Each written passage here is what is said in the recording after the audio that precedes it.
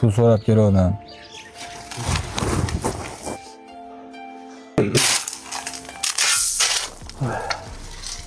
Oqibat ko'tarib ketgani. Rost shekilli. Shuncha qurilish qildim. Bitta qarindoshimni hormaylar kelmadi-ya.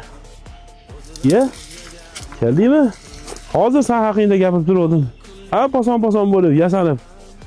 Qayerga tayyorgarlik? To'yga ketyapsanmi? Assalomu alaykum. Alaykum assalom. Yaqinda ham quruq joyida qurilish qachon boshladi? Oho, ancha chiqib turibsiz-ku, ha?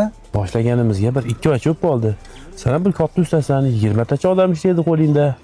Bu shogirdlaring bilan yetaklanib kelishingni kutdim men. Amaki, ishlardan zerikdim. Hamma shogirdlarga javob berib o'rganman. 2 oydan beri dam olyapman. Men ham qachongacha eski ustovosh kiyib, ish ustovoshlab yuraman. Yasanib yuradigan shoh taryapman. 2-3 ta joyga bordim ish so'rab. Hozir endi hal bo'lyapti.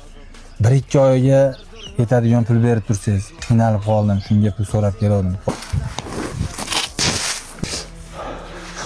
Amaki, nima qilganingiz bu? Ya o'tirmakka. O'tirmayman. Yordam so'rab kelgan odam yuziga tarsak yeydimi?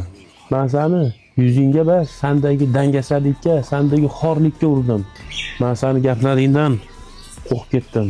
Sen hozirgina o'zingga o'zing qabr qazishni boshlading. Eshityapsanmi? Dunyoning qonuni shunaqa. Kimki insonlardan so'roq eshigini taqillatsa, unga Xudo faqirlik eshigini ochib qo'yadi. Sen hunaring bo'lmaganda ham mayli edi. Men shunchaki vaqtinchalikka so'radim-ku. Bu vaqtincha deganing doimiylikka yo'l ochadi.